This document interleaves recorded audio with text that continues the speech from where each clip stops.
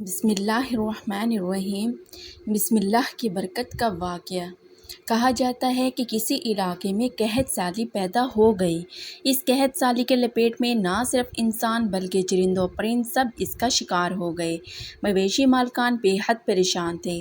اس دوران ایک مسجد کے مولوی نے جمعے کے خطبے میں نہایت یقین کے ساتھ یہ بات بتائی کہ اللہ کا نام لے کر یعنی بسم اللہ پڑھ کر دریا کو حکم دیا جائے تو وہ بھی نافرمانی نہیں کرتا۔ خطبہ سننے والوں میں ایک چرواہا بھی موجود تھا۔ مولوی کی یہ بات اس کے دل میں اتر گئی اور اس بات پر اس کا یقین کامل ہو گیا۔ اس نے واپس آ کر اپنی بکریاں کھولی اور سیدھا دریا پر چلا گیا اور اونچی آواز سے بسم اللہ الرحمن الرحیم پڑھا اور دریا کو کہا وہ اپنی بکریاں چروانے کے لیے دوسرے پار جانا چاہتا ہے اور اسے کہا کہ مجھے اپنے اوپر سے گزرنے دے۔ یہ کہہ کر اس نے اپنے بکریوں کو لیا اور دریا پر چلتا ہوا دریا پار کر گیا۔ دریا کے دوسری طرف کا علاقہ گھاس سے بھرا پڑا تھا، درختوں کے پتے بھی سلامت تھے کیونکہ کسی کو یہاں تک آنے کی رسائی نہیں تھی۔ اس نے خوب اچھی طرح اپنی بکریوں کو سیر کروایا اور واپس لوٹ آیا۔ پھر یہ اس کا معمول بن گیا کہ وہ بکریاں پار چھوڑ کر واپس آ جاتا اور شام کو جا کر بکریاں واپس لے آتا۔ اس کی بکریوں کا وزن دگنا چگنا ہو گیا۔ لوگ چونک گئے اور اس سے پوچھا کہ وہ اپنی بکریوں کو کیا کھلاتا ہے۔ وہ سیدھا سادہ اور صاف دل نوجوان تھا۔ اس نے صاف صاف بات بتا دی کہ جناب میں تو بسم اللہ الرحمن الرحیم پڑھ کر دریا پر چل کر اپنی بکریاں دوسری طرف چروانے لے جاتا ہوں۔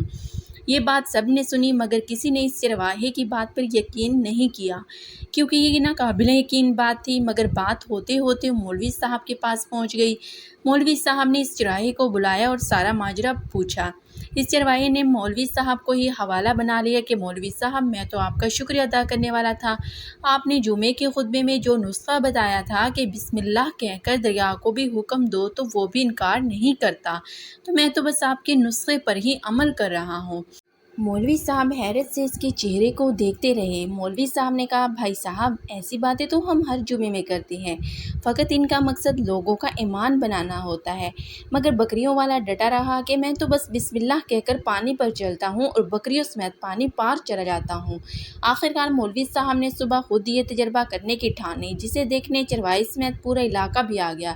مجمع زیادہ تھا۔ مولوی صاحب نے ایک دو بار سوچا کہ میں انکار کر دوں کہ کہیں ڈوب نہ جاؤں، مگر وہ جو مولوی صاحب کو کندھے پر اٹھا کر لائے تھے اب بھی جوش و خروش سے اللہ اکبر کے نعرے لگا رہے تھے اور مولوی صاحب کے حق میں تعریفیں کر رہے تھے۔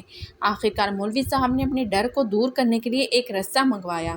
پہلے اسے ایک درخت کے ساتھ باندھا، پھر اپنی کمر کے ساتھ باندھا، پھر ڈرتے ڈرتے ڈھیلا ڈھالا بسم اللہ پڑھا اور دریا پر چلنا شروع ہو گئے، مگر پہلے پاؤں ہی رکھا تھا کہ پانی میں گر گئے۔ مولوی صاحب ڈبکیاں کھانے لگے اور پانی کے بہاؤ میں بہنا شروع ہو گئے۔ لوگوں نے کھینچ کھینچ کر باہر نکالا۔ مولوی صاحب کی اس حرکت نے چرواہے کو پریشان کر دیا کہ مولوی صاحب کی بسم اللہ کو یہ کیا ہو گیا ہے، کیونکہ اس کا یہ روز کا معمول تھا۔ اس کے اپنے یقین میں کوئی فرق نہ آیا۔ اس نے بسم اللہ کہہ کر بکریوں کو پانی کی طرف اشارہ کیا اور خود ان کے پیچھے چلتا ہوا پار چھوڑ کر واپس بھی آ گیا۔ لوگ اسے ولی اللہ سمجھ رہے تھے اور اس کے حق میں نعرے لگا رہے تھے، مگر وہ سب سے بے نیاز سیدھا سادہ انسان تھا۔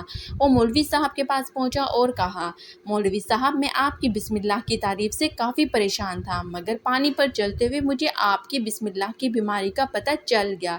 اس چرواہے نے درخت سے بندھی رسی کی طرف اشارہ کیا اور کہا مولوی صاحب یہ ہے آپ کی بسم اللہ کی بیماری، آپ کی بسم اللہ کی برکت کو یہ رسہ کھا گیا۔ آپ کو اللہ اور بسم اللہ سے زیادہ اس رسے پر بھروسہ تھا، لہٰذا اللہ نے بھی آپ کو رسی کے حوالے کر دیا۔ پھر کہنے لگا مولوی صاحب آپ بھی کمال کرتے ہو، میں نے آپ کے منہ سے سنا اور یقین کر لیا اور میرے اللہ نے میرے یقین کی لاج رکھ لی، مگر آپ نے اللہ کا کلام سنا مگر یقین نہیں کیا، لہٰذا آپ کو اللہ نے رسوا کر دیا۔ محترم عزیز دوستو، یہی کچھ ہمارا حال ہے۔ ہماری نمازوں کا اور دعاؤں کا حال بھی یقین سے خالی ہے۔ پیارے بہن بھائیوں، اگر آپ کو میری ویڈیو اچھی لگے تو لائک اور شیئر کریں اور میرے چینل کو سبسکرائب کریں۔ شکریہ۔